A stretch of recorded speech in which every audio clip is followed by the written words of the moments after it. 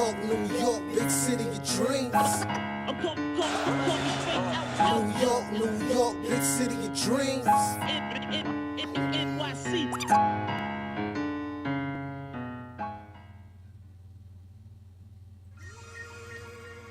Yep, here we go. What's going on? This is Jay Ellis from the Knick of Time Show, here giving you that Knicks talk just in the nick of time, and the time to talk about this 5-game losing streak after the Knicks won 8 straight games. They lose a heartbreaker to the Mavs and continue their skid and lose a game to the Spurs. Finish out the night scoring 115 to 122 advantage the Spurs. Now we had a quickly game who had a career high 36 points, 7 assists, and 7 rebounds. Randle with 41 points, 11 rebounds, and 7 assists. Evan Fournier, who barely played, gave you 11 points. He was the 3rd highest scorer, guys, out of the night, with not that many minutes with 11 points and 2 steals. But the Knicks, as you can see, got out rebounded 50 to 60, and we gave up 38 points in the first quarter, and we were never really able to recover. That first quarter really did us in, and at the end of the night, we end up losing to the Spurs 115 to 122. 40 points missing from the starting lineup. No Jalen Brunson, no RJ Barrett, and we are truly missing our starters. And I'm here to talk about it. I'm probably gonna have some takes that we might not expect, or at least 1 or 2 maybe. But before I get into it, hit that like button, hit that subscribe button. We are on the road, man. I'm trying to get to that 10K subscribers. Been doing this for a while, and it's games like this that make it painful to do a post-game show without my brothers Raw and Ryan G and Lee. Gotta do it all by myself, but I'm built for this. KOT, creator, starter, talking Knicks basketball with you guys. So shout out to you guys who are glutton for punishment and want to heal with me as we talk Knicks basketball. So hit that like button, hit that subscribe button if you want to see these game breakdowns after every game. Come to the KOT YouTube channel. And shout out to you guys in the chat who are supporting throughout the year. All right. Shout out to I don't know you, NCEXNY. Shout out to you. I don't recognize you, but shout out to you. MBIC, James Axel, Paul Butler. Shout out to my regulars. Picks for Timmy. Shout out to Greg, who'll be over here throwing tomatoes and chatting it up. Shout out to my guy JT Riddick. Boston Nick being here as well. Shout out to Tyrone Johnson. Everybody else was rocking with the KLG show. Super duper appreciate y'all. All right. I'm gonna start out with a take that no one's probably going to expect. Shout out to, I see you, Hans. Shout out to you guys. And my take is this: brutal loss was not a fun game to watch. Probably might not be the most popular take. It will not be the Nick Twitter take that you'll see circulating around Twitter. But I'm gonna be honest. I'm actually proud of Randle today. I'm proud of Randle today, and I'm gonna tell you why. I was, from the beginning of the season, I was wondering if the Randle change in demeanor and is real. I've said from the beginning, I want to see how Randle handles himself without Jalen Brunson. When the chips are down, when things aren't going their way, I want to see if he can keep his cool. Now, beginning of the season, he got attacked, he got thrown out of the game, he recovered, he took accountability.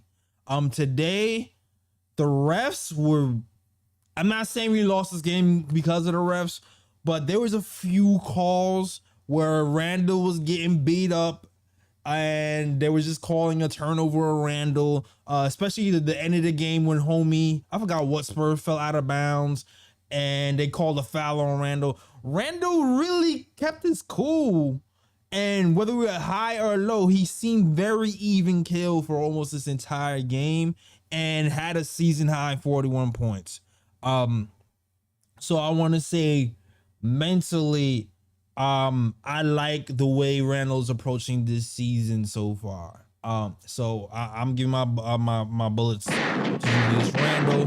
There might be some technical stuff that I didn't like about the game, but I'm giving my props to Randle. Now let's talk about the game itself. 38 points in the first quarter. You heard some of the people who talked about the game talk about it. It seems like we were a little bit out of it. It seems like we were a step slow. And we didn't really have the defensive tenacity that we would like to have. Whenever we see IQ, McBride, and Grimes, usually that trio really applies pressure defensively. And it didn't really happen in his first quarter.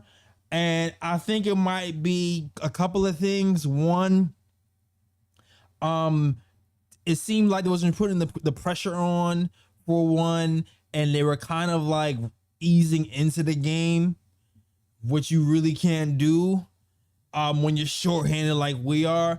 Two, although those three guys are our best defenders, if you're not going all out on the defensive end, especially as guys who are shorter than a lot of the league, you're going to lose. And I feel like what I saw a lot of today was a lot of point of attack paint touches from those guys, where you had McBride or IQ having to rotate, trying to stop a taller, longer player from going downhill and stop them from scoring. Now, me, I'm a 5'7" guy. If I'm playing a taller player, I usually like to bother their handle or help stunt. But once a player is going downhill and picking up steam, you're automatically at a disadvantage. And I felt like the Spurs ran a lot of actions where they had their man kind of curling and going downhill, and we didn't really adjust to that. And we kind of got caught up not giving 100% effort and getting beat. And I feel like the lack of height matched with that lack of intensity hurt us early, and he saw 38 points scored from the Spurs. There was even instances where, the Spurs, they were turning the ball. They were pushing the ball off of misses and getting fast break points, even when there was two players back, still able to score with two players back. And so in instances like those, that's not a lack of trying. That's not, we're not putting up the effort. That's, it's two players back and there's a guy taller than you going downhill. What are you going to do to stop that? So at the end of the day, we had to make shots and we had to limit our turnovers, but also we had to give effort. I feel like there was a combination of that happening.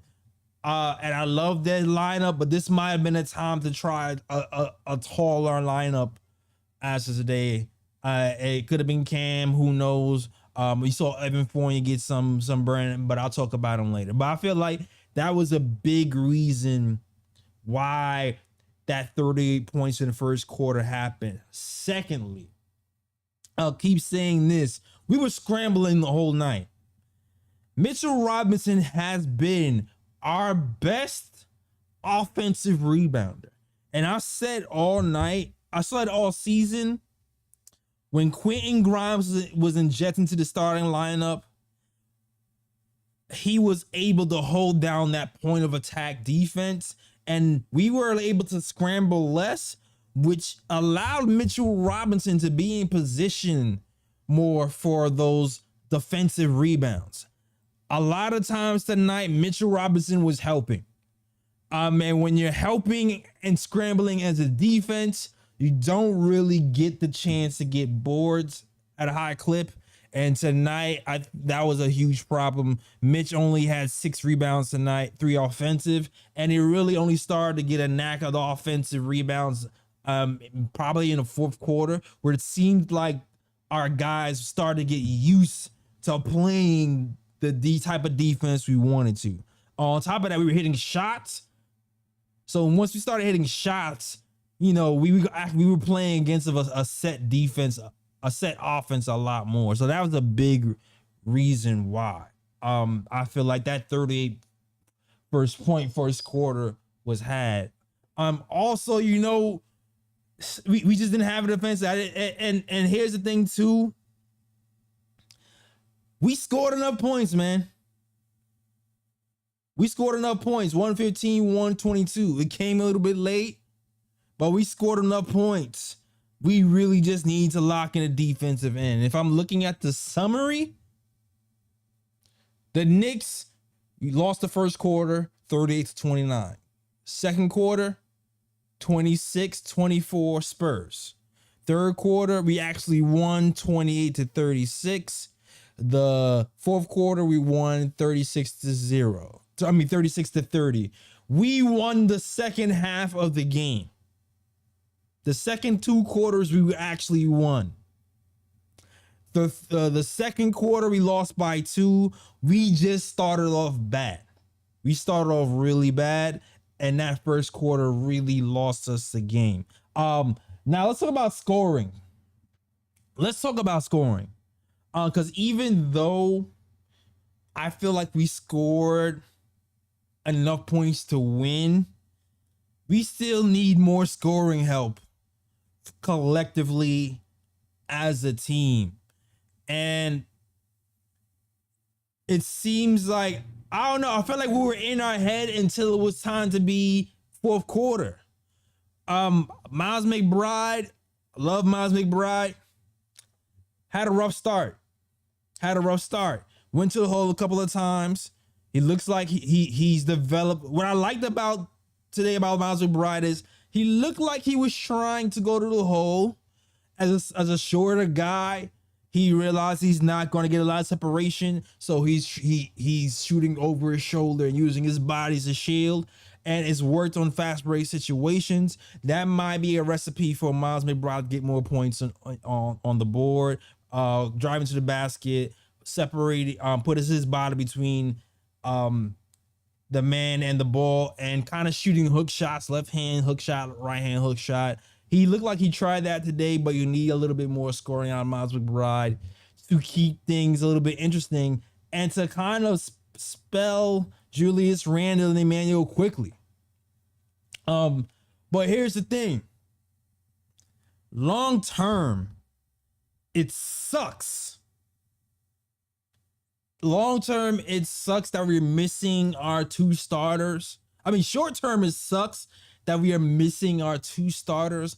But long term, this could be good for us seeing Emmanuel quickly, Grimes, and Deuce McBride take more shots and get more into the flow of the game. Now, do I wish we might have had a taller player in Cam Reddish play with that first unit a little bit some? I think so. It could have been nice at times. But at the same time, defensively, we got together in third and fourth quarters with those shorter players. So eventually they did figure out what to do defensively, but the offense still has to come around. And Miles McBride, it looked like he got a bit looser when it got to the fourth quarter, started to hit some threes when the game was on the line. And we saw Miles McBride in Summer League when the game is on the line, right? He starts to get loose. He starts to hit threes. I think that's what happened with him today. He started to get loose. He started to hit threes when the game is on the line. I feel like he's a gamer, but he needs to work on not being tentative. Now, the next thing, the flow of the offense, Randle and IQ definitely did score. I I don't blame him for taking the amount of shots they did, because we did struggle to score in general. Sometimes that process of struggling to score looked ugly. You know, Randle took, 27 points, and so did Emmanuel quickly. I would like for some more off-ball movement to happen in that process. But I don't really blame Quickly and Randle for taking the amount of shots they really had to take today. Grimes, the game before, really did well carrying that load offensively. Didn't have it today. 1 for 10.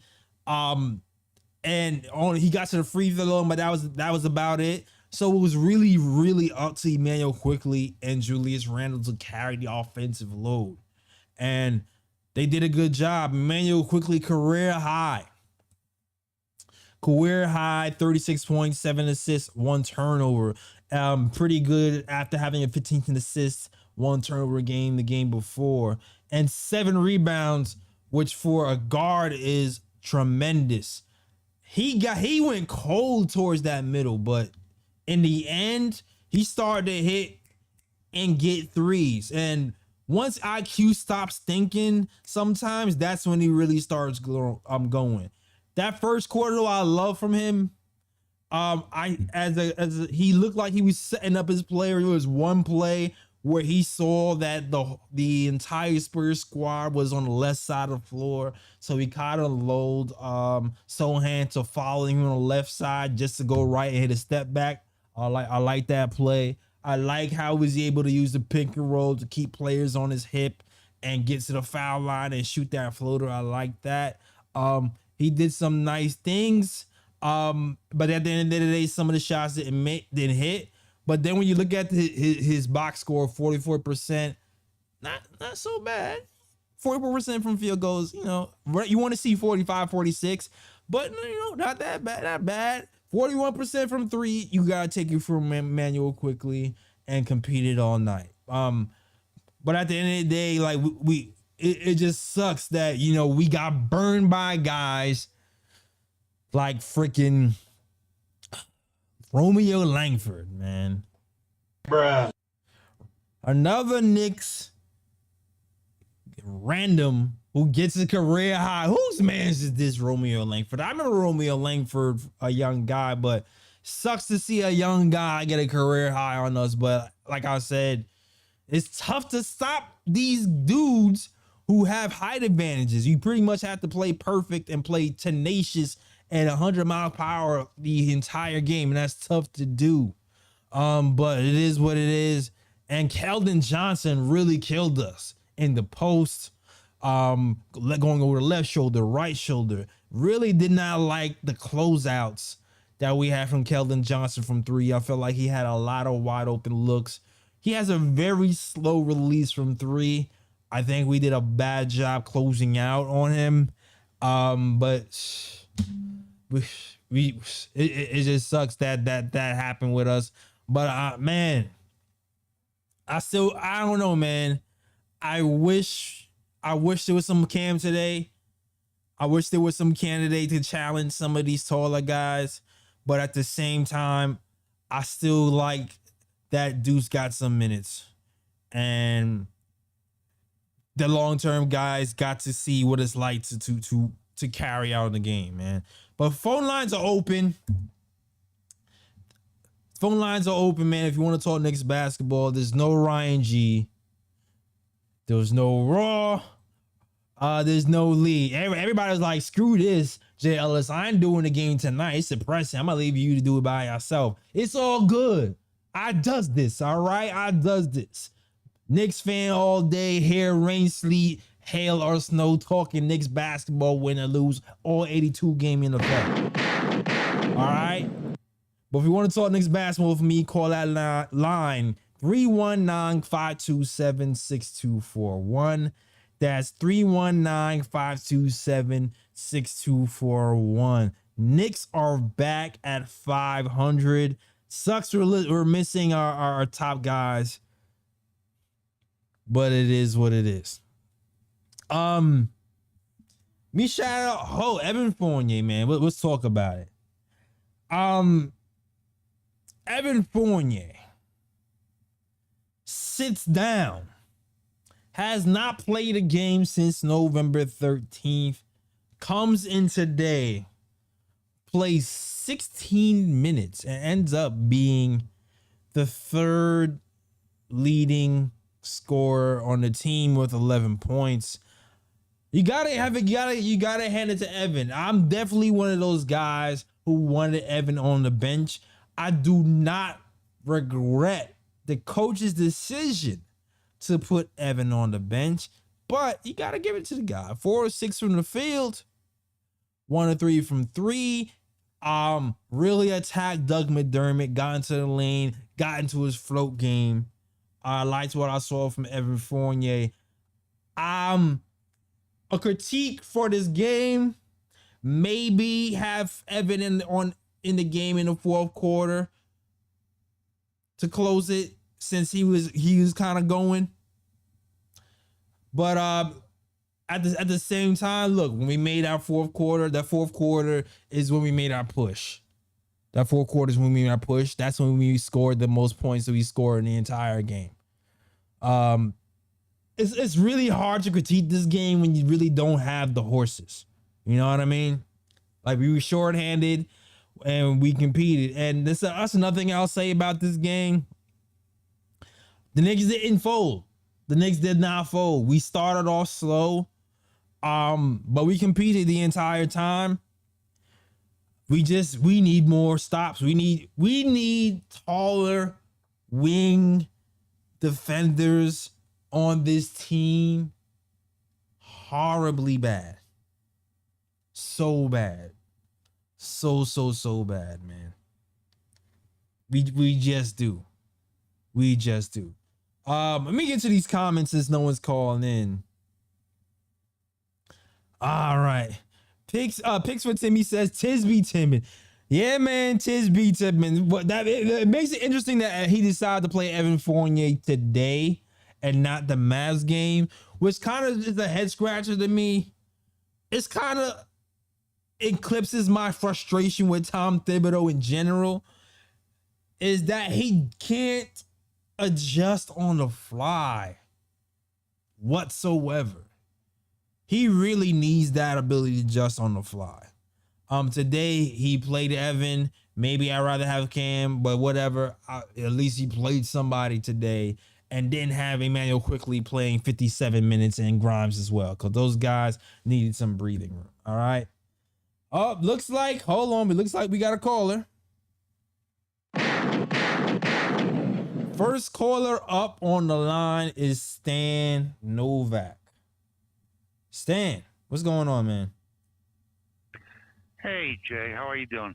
I'm going all right, man. Considering everything, I'm still okay. But hey, look, it's just a basketball game. You had said that we need some taller wings, and yeah, I was listening to you, and I do agree. I would have liked to see Cam. I don't know why Tibbs goes with 3 guards. I would have put Cam in prior to putting McBride in, because you need some rebounding. And yeah, we know that Cam gets lost on defense. Yeah. And but he just out rebounded. Yeah. And another thing, Mitchell Robinson, not in this game, but in the previous game, actually on the first play of the game, did a post up. It was certainly not a Patrick Ewing post up by any means. Good point. But at least it's a start. Yeah. We've got to get some offensive game out of that 5 spot. Some inside, outside, at least mid post. Otherwise, the Knicks might want to consider moving Mitchell down the road. I know that's sacrilege because we just signed a contract with the man. But look at some of these inside outside 5s that are lighting the league on fire rather. Right. We don't have that. We have four positions that can score. If you're going to contend, all five positions have to be a threat to get you 20 points a night, somewhere, somehow. Not do it every night, but a threat. We don't have that at the five, and we should have that at the five to be considered legitimate contenders. What do you think on that? I think that I'm a proponent of having a stretch five here. I'm not necessarily a proponent of getting rid of Mitch because I just feel like as of today, our half court offense sometimes is so disjointed. And especially because we don't hit threes at a high clip sometimes, like Mitch kind of saves us a lot. So I feel weird. I feel like getting rid of Mitch would exasperate the problem. You know what I mean? Because we can't shoot and we don't get second cracks at the basket. I feel like it'll hurt us. But I also feel like, you know what, maybe looking at what he did the game before, he needs some more post touches. He didn't. Well, here's the thing with Mitch. Maybe the Knicks coaching staff is holding him back, because I remember, I mean, Mitch is an athlete. I remember Mitch prior to. I think a lot of what hurt Mitch is the man did not go to college for a year, because I do remember video of Mitchell Robinson shooting 3-point shots and making them one after another. Then I do remember Mitchell Robinson. Someone said that he should work out with Amari on his offensive game, and Mitchell says, we don't play that way. And I do remember Mitch saying, when are they going to let me play? I do believe Mitchell has the potential to be that inside-outside guy. He's young enough to learn, and he's certainly willing to learn with a $60 million contract. Look, I've coached everything from PTA up to high school. Yeah. I know I could teach the man how to shoot a turnaround. I could.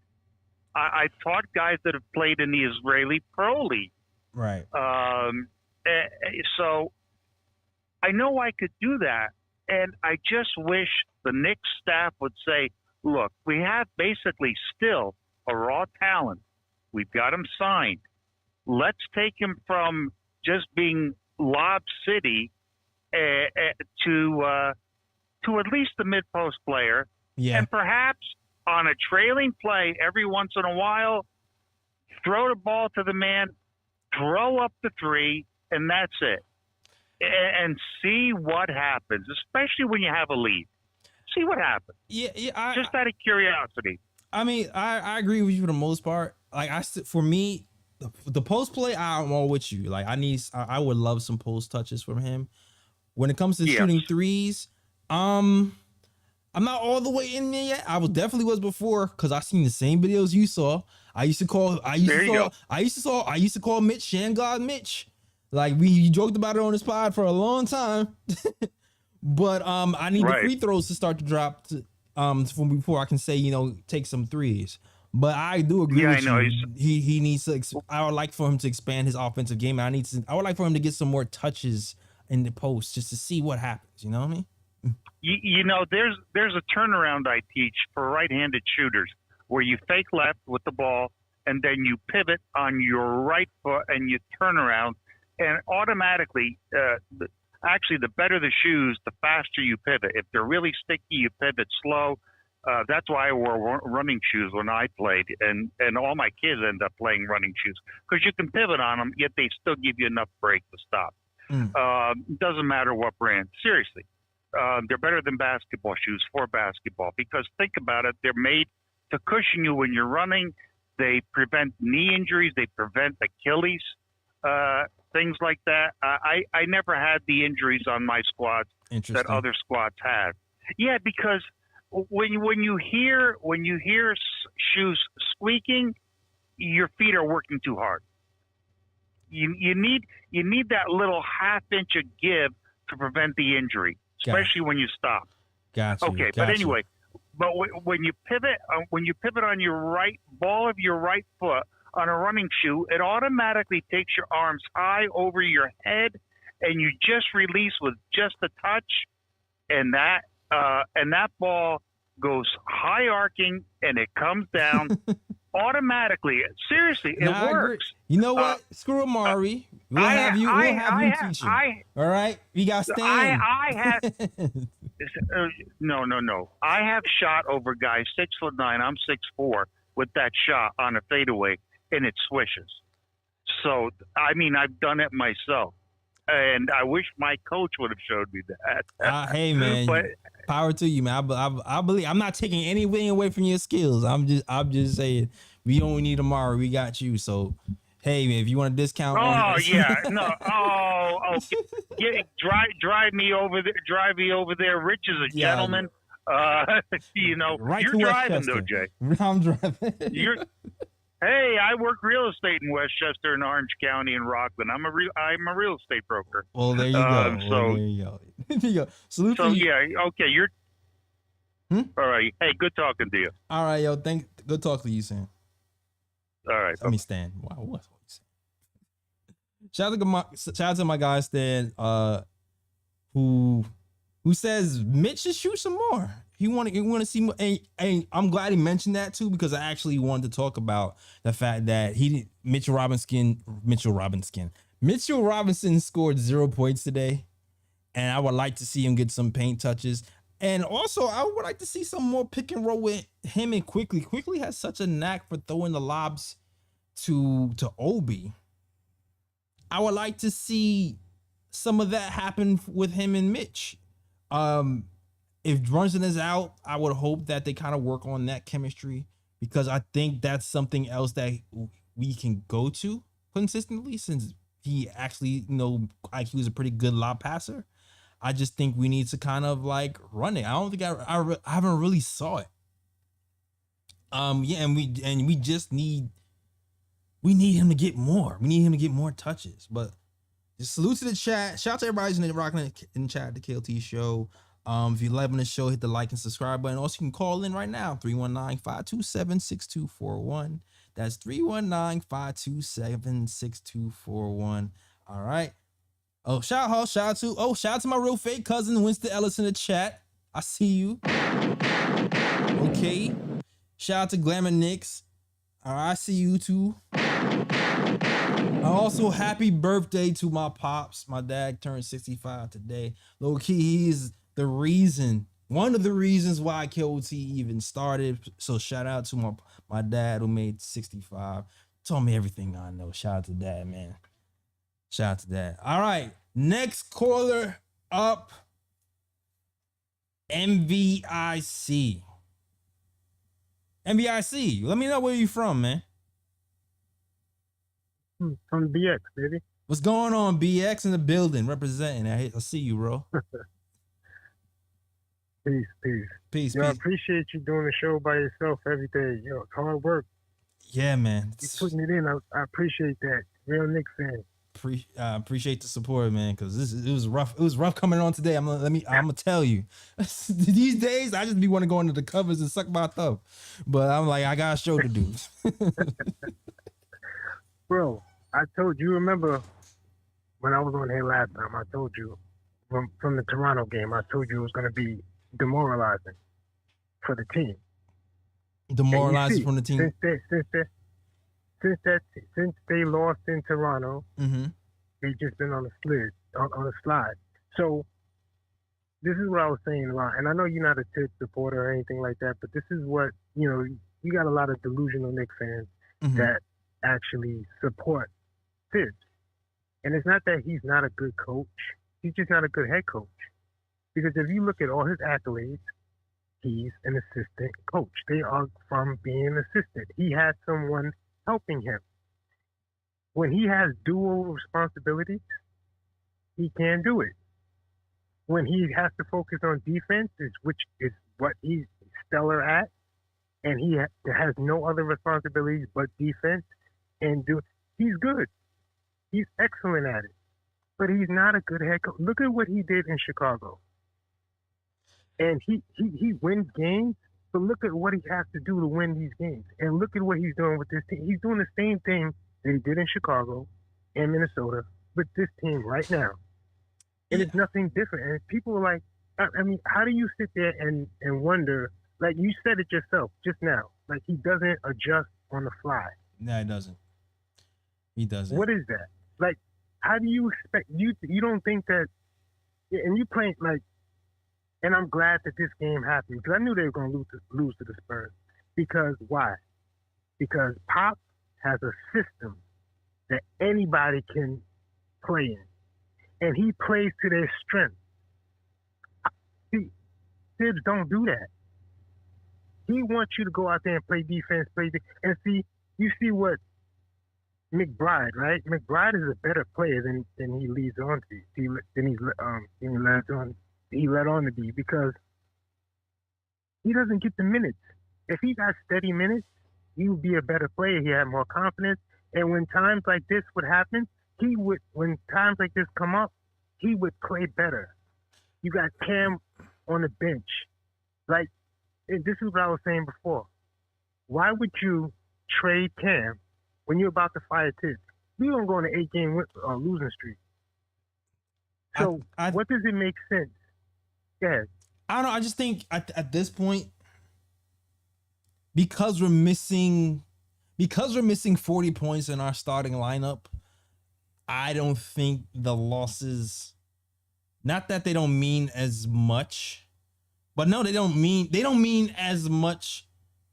I don't think they mean as much to the front office right now because of who we're missing. We're missing like 2 of our starters, which is a huge deal. And we're going with guys who are like bench players and guys who are still kind of learning their role. So like, I understand. I'm with you where Tibbs has his shortcomings. I don't think he's going to be the long-term answer for this team. He's a foundational coach in my eyes. So he's going to be the guy. I feel like he's going to be the guy to like put everybody on the right track. And then we're going to be stuck at a certain place and we're going to have to switch him out. That's how I always saw him. But it's like right now, I can't say this. If we lost this game with Brunson playing and RJ playing and Randle playing, then I would say, yes, the team is in turmoil. We're in trouble. But we're still missing 40 points off the starting lineup. And we have Miles McBride, who was, in the G League last season, playing major minutes. So I don't think, like, the losses suck, but it doesn't mean as much. You know what I mean? But think about this, though. Why is Brunson hurt? Why are we struggling to shoot free throws? That's a problem. See, that's what I'm talking about. Like, you got to look at this from, the big picture of everything. I understand what you're saying. Yeah, we lost the majority of our players, but you got to understand why is Brunson hurt? Brunson got a hip issue. Yeah, he's playing heavy. You can't play these players heavy. This is what he did to D Rose. Exactly what he did to D Rose, and I'm surprised that he didn't play him because D Rose got injured. If you remember, he got injured in when they went to the Eastern Conference Finals, and he pulled his ACL. And he tore his ACL because Spurs kept playing him like they wasn't winning that game, and that's your superstar player. Why would you do that to your superstar player? And he continues to do that. He does that now. Randle and RJ can handle the minutes, okay. But not everybody can do that. And you have to gradually put people in it. Deuce is playing 40-something minutes all of a sudden. Yeah. He went from 15 to 6, now to 46. You can't do stuff like that. Players have to get into a rhythm. He's been in this league 20-something years. You don't know that yet? That's what I'm saying about this dude. Man, I agree with you when it comes to the minutes with Jalen Brunson. I didn't feel like he should be playing all those minutes from the rip. At the same time, though, it's like, dude is on a hot seat. Like, Tibbs was they was talking about firing Tibbs and going changing directions about like 2 weeks ago after we lost to that Mavs game. So I doubt with your game. I doubt with your job on the line. Are you going to sit your best player with your job on the line? Probably not. Especially the best player says I'm going to play regardless. So it's like you kind of stuck at that point. Well, no, you don't sit your best players, but what you do is you change your system. See, this is the thing. You see how, like I said, with Pop has a system that everybody can adapt to, and see what he does when you adapt to the player's skill set, then your system looks better. He don't do that. That's what I'm saying. Yo, I am with you, dog. When it comes to the offense, I've always felt like he was unimaginative on offense. Like that's not anything new. Like I agree with you. What's been happening? What's really been happening though, is we have a guy here in Jalen Brunson who kind of covers those shortcomings. So like that unimaginative offense, all of a sudden, doesn't look as bad. And then now all he has to do is concentrate on, calling good out of bound plays. And to Tom Thibodeau's credit, that's what he's been doing this season. He's been calling pretty good out of bound plays. But now that Jalen Brunson is down, it doesn't look as good. That's why he likes those paint touches. That's why he liked the paint touching point guard. That's why he liked Derrick Rose. That's why he likes those Nate Robinson when he had him. He likes those guys who we can go to the hole and freestyle, and then I'll just really coach the defensive side of the ball. Which is why I agree with you. I'll say I feel like he's always going to be a coach that he's going to be a pinhole coach where he's been good for now, and then we're going to reach a spot. We're going to reach a space where we're like, you know what? We need something more imaginative, and he's going to be gone. But unless we start to go on a crazy losing streak with our starters, I'm not sure if that's going to happen. But here's the thing. Last point, I'm going to let you go. So, like I said, the whole point is not to actually win a championship. The whole point of this is development of our players. Mm-hmm. That does not display development of our players. We're not going to win a series with him. We're supposed to be going to the second round. 2025, we have a host of superstar players coming out. Jason Tatum, Giannis, Ball, a lot of players out there that we should be able to get. This is the time that we should be building our team and showing how we play as a team and how we're getting better, how these players are getting deuced quickly. All these things. We still don't know what we have in Obi. We still don't know what we have in most of these players. And I mean, you know what we have in JR, which is cool. I mean, I give him credit for that. But I mean, that's it. You have to develop the team so we can be, so we can get close to the championship. So okay, this is the funny thing about this argument, because, and I always say this, last season when it came to develop the team, play the kids, I was with you. We can't really say that this season. Evan Fournier's on the bench. Cam Reddish is probably the only real casualty. Julius Randle is playing all-star levels. Quentin Grimes, Mr. Untouchable, is having career highs. McBride is actually playing over Derrick Rose, who's only getting 5 minutes a game. So last season we can play the development card. We can't play that this season. This season is totally different. Like Grimes, we drafted. Mitchell Robinson, we drafted. Miles McBride, we drafted. Emmanuel Quigley, we drafted. RJ Barrett, we drafted. And all those guys are getting major minutes. So, and RJ looked like, before RJ started getting hurt, he looked like he was turning the corner. And Grimes is turning to the 3-and-D guy that we thought that we had. So it's like, it's like, I think it's not happening fast enough for people, but it's happening, like we're actually playing the young guys at this point. Yeah, but it's inconsistency, and we're in year 3. And again, we don't know what we have. Who's in? Obi is the only case I can say. You know what? Maybe we could have got some more Obi, but this season it's really tough to say Obi deserves more minutes over Julius Randle this season. It's really tough. Well, no. Last season, well, for sure. He doesn't deserve more minutes over JR, but he needs to play. See, this is what I'm saying. Like, you have to have JR is JR. You know what I'm saying? But he shouldn't have to be playing those heavy minutes like that. You have to have you have to have a scheme for Obi too. Obi is our draft. He's our draft pick. We drafted him. I agree. So you have to see what we have in Obi. If not, then you trade him. But the point is, you have to know what you have in each player, because see, you have to be able to change it up, change your dynamics. If you play it like, you can play more off the ball with Obi.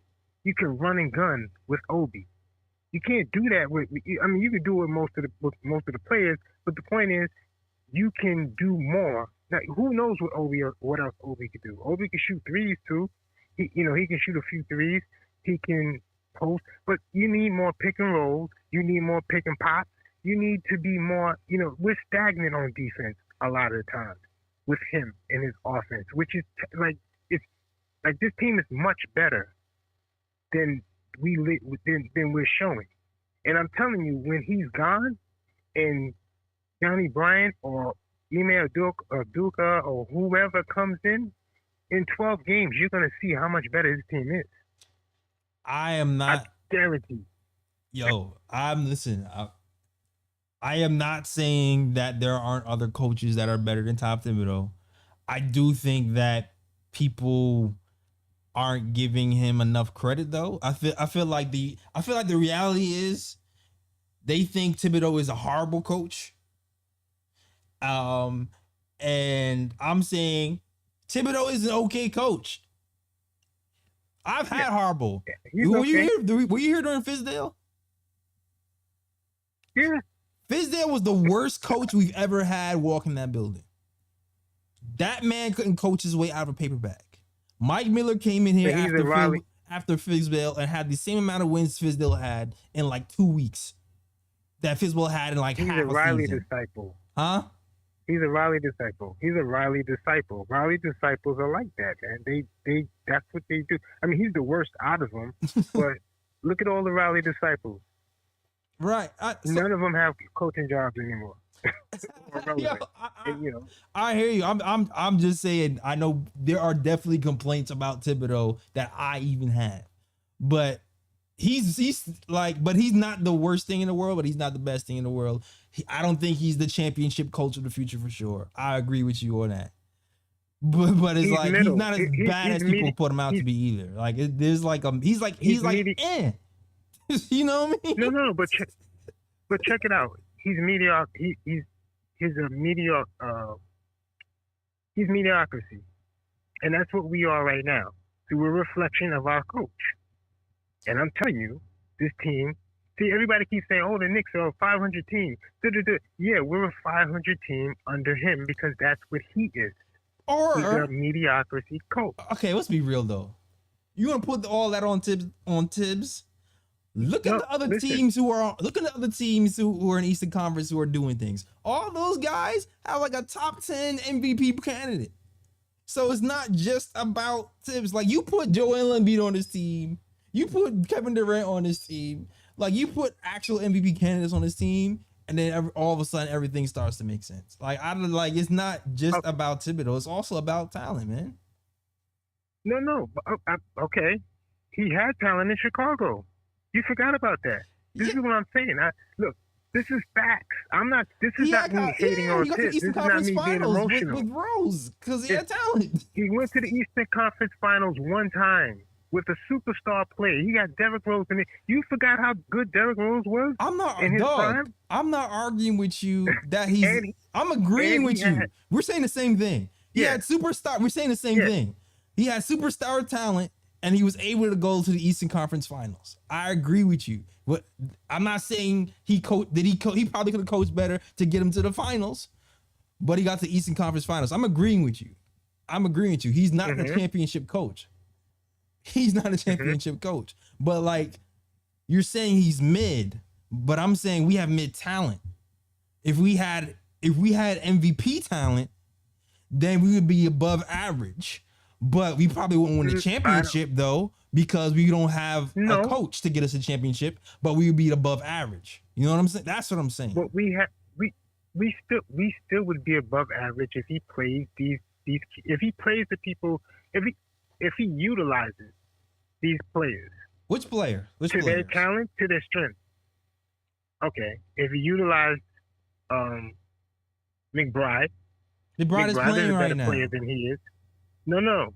I didn't say he wasn't playing. I said if he utilizes him to his strength. McBride plays he's scared. You know what I'm saying? He's not confident because he doesn't know how many. I told you, he doesn't have stable minutes. He goes from 15 to 6 and it's not stable. If McBride is playing a steady 15, 20 minutes, if his minutes go up instead of decreasing, I'm pretty sure you would get a better player than you're seeing right now. Right. Same thing with Obi. Obi was always looking over his shoulder. This is what I'm saying. You have to. I'm not saying play them, 40 minutes, nothing like that, nothing crazy. Just have stable minutes for them. If you do this, and then you utilize the players for for their strength. Like I said, you have to look at what they're good at, and then have them mature. And another thing about this, he doesn't listen to his coaching staff. You know that, right? Yeah, I know that. We had Berman on here on the program talking about that. And that's an issue. He's been doing this for all of his head coaching tenure. This is why he got fired from the other 2 coaching positions. This is what I'm saying. So when I say, I'm not saying that Tibbs is a bad coach. I'm not saying he's a good coach, but he's a good assistant coach. Because like I said, he has no direction. He has no, and please don't think I'm hating on him, because I can't say that he's a bad coach. He's a good assistant coach. He's an excellent assistant coach. Yo, the shade but is he's crazy. Not a head coach. You look at everything I'm saying is facts. That's why you're laughing. If you look at his stats, you look at everything he did, all his accolades, assistant coach, Olympian. When he went to Olympics and he coached, assistant coach. When the Timberwolves, you want to count the coach of the year? When the Timberwolves, if you want to say coach of the year, okay, for the first couple of years, and then after that, what happens? It crumbles. Yeah. Every team he's with, it crumbles as a head coach, and that's not coincidence. And he's doing it here, year 3, crumbling. and you want to say the injuries? Who caused the injuries? Listen, man. Now, if he didn't cause the injuries, now, like I said, it was a fluke thing, but he tried to hurt RJ. You forgot about that? He tried to hurt RJ. Remember when he did that? I remember when he played RJ. Listen, man, I complained about him playing RJ too many minutes and playing him in weird 4-quarter minutes. I agree with you, man. I don't all the way disagree with you. You have some points. I don't all the way disagree with you. I said some of the stuff you said here, I said on this program. I just feel like people be dragging it. To be honest, I feel like people be dragging it, and then people just repeat it on Twitter, and then it gets louder, and then it gets to a point where people just kind of repeat shit on Twitter, and they're not objective. They're not objective. No, no. How could you? Okay, how could you not? I mean, seriously. I mean, look. Even if you're objective, even the most objective person can look at this and be like, okay, come on, really? The stuff that he does is insane. I mean, he's really insane. He's insane. This is a person that does the same thing repeatedly and expects different results. That's insanity. That's what he is. That's what he does. Listen. So it's like, come on. So, I mean, like I said, I'm happy that that he's got this far. But I mean, it took 3 years to go, 3 seasons for him to go on an 8-game win streak. 20 years in the business? Really? This is what I'm saying. This is exactly what I'm saying. Y'all, y'all piss on dude. Then when he does something good, it's like, well, finally, you should have did it last year. And it's like, I don't know, man. It just seems like the goalpost moves depending on the mood of everybody. It's like when it's bad, he double down on the bad. When it's good, it doesn't really count. Like and when people start doing that, where they like when it's bad, it's his fault, and when it's good, he doesn't deserve praise. It makes me think: is this person objective, or do they have a weird bias? Because that's when I start. No. That's when I start to think about stuff like that. Because if I look at a kid and he shoots 100% from the field, and I crap on him for shooting 100% on the field, it just seems weird to me. That's just all around. That's from Tibbsdale to players to everyday person. That's just me. But Jay Ellis, think about this. Everything he does, when he does something good, right? It's fool's gold. What happened? Remember we was fourth in the league? Who was the playoffs? What happened in the playoffs? What happened the first season? He's not a championship coach, and we didn't have a championship team, dog. Like, what is listen to what I'm saying. We were fourth in the league, right? And everybody was all excited. Oh, Tibbs, he got coach of the year. We made it to the playoffs, and what happened? Clunker. All right, now mind you, we didn't have Mitch Robinson. We didn't have Rich Rob. Okay, cool. All right, so that's fine. We had injuries, whatever. What happened the next season? The next season, you would think that you would build on what he did the first season. I feel what happened? We going in circles. I'm gonna end it. We going in circles. I hear what you're saying, but thank you for calling, man. I hear what you're saying. No problem. I hear what you're saying. But it's still, to me, it's still the same. It's still the same argument over and over again. It's just the same argument. It's like, I know he sucked last year. I was on the program talking about how much he sucked and he should hold Julius Randle accountable. And I was and he went from played Alec Burks way too much over Emmanuel quickly, and you need to develop and play the kids. I had that whole rant last year. Went through this whole spiel last year. This season is a different season. I'm seeing a different flow, a different everything. So I'm not holding on to last year's gripes this season. I'm moving on to this season. I have my gripes this season. It's a new season. I don't know if anybody, salute to the chat though. I kind of drugged that a little bit too long.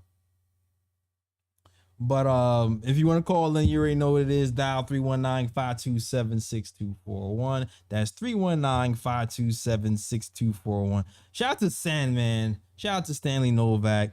Shout out to Knick Em Up. Shout out to everybody who else is still rocking with us.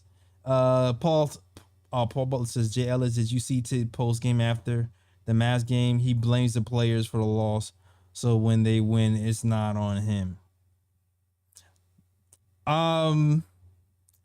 Yeah, like I do feel like part of that loss is shared blame for sure.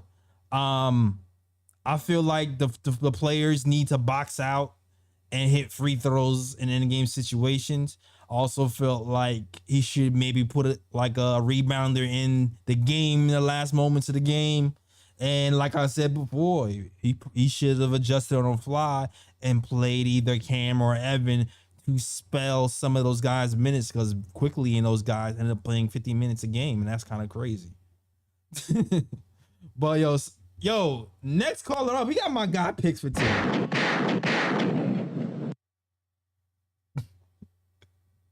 Yo, what's good, Jay Ellis? What's good, man? What's good, Kip? What's going on, picks? Oh man, yo, Jay Ellis, the last caller brought up some good points, man. And it's like, look, as Knicks fans, we have heaven, we have hell, but as a Knicks fan, you got to understand the purgatory ain't a bad place to be sometimes. You got to step into that purgatory and really accept that position, yo. Like, look, Tibbs has been tibbing for a while. Yeah. And, yo, we got a lot of good points. You know what I'm saying? Like, my specific things with Tibbs is like I hate the minutes rotation. Yeah. Granted, I don't really like the 9-man rotation that much, but I could deal with that if the minutes rotation were good. If you look at his rotations on a game-to-game basis, and you compare it to any other coach rotations in the NBA, it's just like, wow, how is my guy IQ going to play without a Bunyan kid ready to even be able to get on the floor the next game, man? My man, it's like Facts, man. It's too much going on out here, bro. Like, my man literally only had 5 minutes of rest. Like, my man is drinking like the double oxygenized Gatorade on the side. Like, all right, for real, tonight, bro. He was going through man. But I could step back on Tibbs because of some of the changes that were made. All right. So last year the issue was we're not playing the kids. We step up and get an opportunity to see some of the kids earlier on in the season. But I think that some of the tunnel vision that he gets as a coach is he gets stuck on trying to win so much that he's just like, yo, you know what I'm gonna do? I'm gonna throw some more Randle on this, yo. I'm gonna throw some more Randle on it. I'm gonna go ahead and I'm gonna throw all the starters on it, yo. You know what, starter 5, you know, we just gonna outplay y'all because my starting 5 is better. And you want to have a coach like that who believes in you to be out there like that. But the philosophy is that, oh, we gotta play defense for 48 minutes. You cannot give that type of defense for 48 minutes with just 5 guys on the floor. It's impossible. Yeah. Yeah. It is impossible. So, I mean, look, as far as the philosophy that Tibbs coaches with, I don't have a problem with it. But the minutes rotation, if your expectation is that you want guys to come out there and play with their hair on fire, give all their heart on defense, you got to give them opportunity to be able to play ball, bro. Like, yeah, I cannot play 40. I agree. All right. But look, man, I'm gonna keep it short, man. I'm not gonna. You got to go ahead and catch your breath, Jalen, because that last conversation, man. I'm sorry. That was my bad. I let it go too long. I let it go too long. It's all good, man. Look, I'm gonna hold off on the fire Tibbs train just for a little bit. Look, I might be rocking with y'all soon. I ain't even gonna front. But if Obi comes back and Tibbs does not make a move to take Hartenstein out of this damn lineup, I'm gonna have an issue, bro. It's not. I'm telling you right now. I can see Sims out there and Obi. And It's I don't want to hear it. Going to happen. I'm telling you. I'm gonna save you your breath. It's not gonna happen. I'm gonna tell you why. I already told you this before. We gave Hartenstein money with the promises of a role. He's playing this year. But you know what's gonna happen? The same thing that happened to Evan Fournier this year is gonna happen to Hartenstein next year. Unless we move him first. Which is he's gonna start off playing. He's gonna start off being the backup, and then all of a sudden you're gonna start to see Sims creep up and take his minutes, and then Hartenstein's gonna be on the bench. It's gonna be exact same thing. I'm telling you. And by November, December, Hartenstein's gonna be on the bench like, I don't know what I did. and then Sims is gonna be playing 51 minutes one game because Sims is gonna be in a 9 rotation. Someone's gonna get in. Mitch is gonna get injured.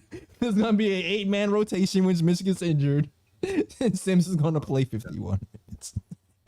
I'm telling you. Man, it's you know how it is on the YouTube streets, man. Yo, the street lights are on right now, so we ain't outside. Shout out to World Wide Web. Yo, shout out KOT fam, Chad, Fritz. Let's get it, man. All right, man. Salute, man. Thanks for Tibby, man. He's like, when Obi comes back, Hart is sitting down. By the way, Hartenstein had the worst plus minus on the team and only played 14 minutes. But that probably doesn't surprise you guys. Because Hartenstein is just always, he's always terrible. He tries so hard, but he's always terrible. But yo, salute to the chat, man. If you're feeling the show, if you get, I see some people is snatching up the KLT snapbacks. If you rock at a snapback, if you want a snapback, all you gotta do is go to the nickoftimeshow.com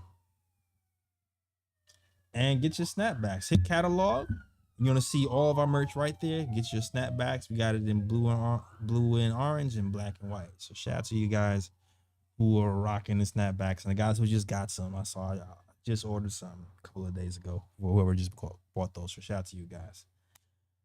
All right, I enjoyed the calls, man. I'm not gonna lie. Even though I didn't agree, I enjoyed the calls, and I'm already let you guys know that I know some of y'all are saying you're holding out for the fire Tibbs. I'm letting you know right now that Lee is already in the group chat talking about fire Tibbs. You already know Lee be with it. Lee was on the fire Tibbs right after the next Mavs loss. Lee was already on the fire Tibbs train. I'm just like, oh Lord, here we go. Here we go again. Here we go again, yo. Oh man. Oh, shout out to you guys. Yo, next caller. Okay. We got shout out to my guy Ken T is on the line. Ken T is the editor, one of the editors. He is the editor of the KOT show. Lee, man. What's up, guy? What you got to say, man? Yo, Jealous, man. Thanks for having me on. Hey, I saw your conversation. And I'm gonna have to call in. I totally agreed with your points about Tibbs, and I think part of it, you mentioned the goalpost. If people don't like Tibbs, and if you go back to like Pat, they're pretty similar. Like Pat Riley was a dude who didn't like young players, who didn't, he wasn't a tactician who was sophisticated offense. Right. And he was a guy who always wanted to play vest. But he was polished. Well, he presented well, and he was more of a rah-rah motivational guy, versus Tibbs is not exactly very charismatic. Right. So I think there's part of that, but I actually was writing something that I'm going to publish soon, and I was going back and talking, looking at Tibbs, and the reality is that I see Tibbs. He's kind of like Mark Jackson was in Golden State, but better, right? He's obviously a better coach. Is that he's a good coach to establish a culture, yeah, right? Because he's a grinder, he's attention to detail, right? And you hear all the players are like, "Listen, we're totally prepared." But and I'll just say something. A little bit of what Tibbs is kind of fool's gold, because the issue with him is that he is all about winning every game. He values winning every game. But there comes a point where it's like you got to think long term. Yeah. And getting to, like you said, like the 8-game winning streak was good, but a lot of it was a little bit of fool's gold. And the reality, you mentioned it, like the talent on the team, it's not a 50-win team. This is a team where 45, 46 wins is kind of their peak, because like you said, there isn't a superstar. Yeah. But my biggest gripe with Tibbs is like this ISO offense, and especially in the fourth quarter, has to end, especially with Julius. Like Julius, listen, outside of LeBron James, what other player with Julius's size you see playmaking? There isn't. Like he's just he's a finisher. Yeah. He's gotten better. Right? But I agree. But the reality is he's not the guy. Like you saw, like when Obi's on the court, granted, like you said, JR, he is the better player right now. Mm-hmm. But when it comes to offense, you could tell, because Obi used to be a point guard that just grew out of the position. He reads the floor better. He makes better decisions, and you see better ball movement. Yeah. So anyway, those are my gripes with Tibbs, and I think Tibbs is going to make it through this year. Me but too. I really don't see, I think they should, I don't know what you think, I want to get your opinion, I don't think he should be back next year. I think he's done his thing, for 3 years to establish the culture. But if he comes back next year, I don't see him getting through a full year. I think everyone's worn out with the Tibbs act. What do you think about that? Do I think he should be back next year? It's too early for you to make that call. Yeah, like I'm with you. He's not going anywhere. I don't think he's going anywhere. Like after he survived that Mavs game and they ran off 8 in a row, I think he's here to stay. Do I think he should be back next year? I don't know, man. I don't know. I always say I already know Tibbs is not the coach for the future, and there's going to be a time to get rid of him. I'm not sure when it is yet. because for that stability factor, for the program, for that thing, like you said, like people, like I know I have my gripes with him, but all the players rave about the attention to detail and the game plan from day to day. They all rave about it. But the other thing I wanted to get your take on as well is, to me, I see like, listen, the talent level on the team, there's nobody who's a superstar. Nope. You got Julius, who's like borderline all-star, Jalen Brunson, who's like a borderline all-star. And, RJ could get to borderline all-star. He's got the potential. Mm-hmm. But, and like I said, Mitch is kind of he's great, but he's more, he's a great role player. He's good at what he does, but he's not well-rounded enough to be a superstar. But my point is that I see, like, we need to be innovative and creative and run more of a sophisticated offense. I agree. Like you're mentioning one time, I think on a call before, like we can't afford to make mistakes. We can't afford to miss free throws, and we can't afford to make unforced errors because we just don't have the talent to make up for that. And that's the one thing, and I think Rob mentioned it earlier, is like, Tibbs doesn't like really, listen to his assistant coaches. He kind of just dictates to them what he wants them to do. Berman. Yeah. And I think what's needed here is a little innovation. And like I said, like in Golden State, that's what happened. Steve Kerr came, somebody got hurt. They were like, hey, let's play Draymond at center. And you were like, okay, screw it. We'll go for rim protection and see how that works out. And then you saw, that's how the death lineup came to be. And like with this, that's what happened. That's what happened with Joakim Noah. Joakim Noah became the passer because Derrick Rose got injured, and Tibbs tried Joakim Noah, and he became one of the best passing centers in the league. So it's the same situation. Right, but hopefully that's encouraging to know that Tibbs tried something new. but I think that's what we got to be, is just a little bit more creative run, a more sophisticated offense. Like I said, like, even like Golden State, who's like the best 3-point shooting team, you see they're always cutting and moving and getting like layups. Yeah. Right? Because you just can't sit around and shoot threes. You got to manufacture easy baskets. That's the best case. Team, man, that's like really the best. I don't see it. That's really the best case to like say move him, is to upgrade the offense. But you just have to. I don't want this delusions of grandeur and having like, let's get a new coach and a new coach flops. You know what I'm saying? But it's like, if there's a way to keep that culture and the attention to detail while adding an offense, that would be like the real idea. Like my real best case scenario would be, Tibbs, listen to an actual offensive coach and have him have more hands-on approach with the offense. That's what I really would like. That's why I even liked Kenny Atkinson, because I know he kind of ran that type of, you know what I mean? But exactly, that's a great point, man. I think that's the solution there, because like I said, there's Tibbs, and no coach. I don't think there's a coach out there who's the perfect coach. Every coach out there, their strengths and the other areas where they're not so good at. But it's all about, like you said, surrounding yourself with assistants that you empower and trust and compliment you. Right. And I just don't see that. Like I said, it seems like he's just more of a micromanager, controller. He like you said, during the game, he doesn't. The coach has his game plan because he watches each game 3 times, and he's going to do what he thinks, and he doesn't take opinions or feedback during the game. So cool. Yeah. Jay, I know there's other people on, and I know unlike you and these other guys who are on for 2 hours, when I get on and get excited, so I'm gonna drop.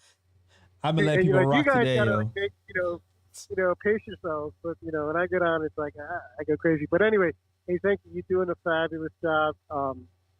It's a great post game, and I know there's other people who want to jump in who also have some great takes that I want to hear from as well. All right, man. Thank you, my man. All right, salute to you, man. That's my guy Ken. If you don't know, Ken writes for the KOT show on the blog. If you want to check out the blogs, go to the knickoftimeshow.com and check out the blog. So yeah, MBIC is like a lot of knowledgeable players. Yeah, he's KOT squad. He knows what it is. We got some knowledgeable guys on the squad. Just shout out to the other Potters, Raw Hebrew. Shout out to Ryan, G, and Lee. All of those guys bring different angles, perspectives, and we debate and disagree, and Oh man, y'all were flaming Raw on the last pod, man. Yeesh. Because, but that's my guy. Raw knows what he's talking about. And I didn't agree with Raw last pod, but yo, he's off my guy. All right, he's off my guy. Raw be knowing his stuff, even when I disagree with him. Right? He be knowing his stuff. I'm sure sometimes y'all disagree with me too. All right, salute to the chat though. I'm not sure if there's any other callers. So I'm gonna just shout out to the chat. Shout out to Paul Butler. Shout out to NBIC. Shout out to Stanley, still here. Shout out to Sandman. If you're new in the chat, let me know. I'll give you a shout out as well. Shout out to Severinx. Anybody else? Okay, Glamour is still with us. Shout out to you, Glamour.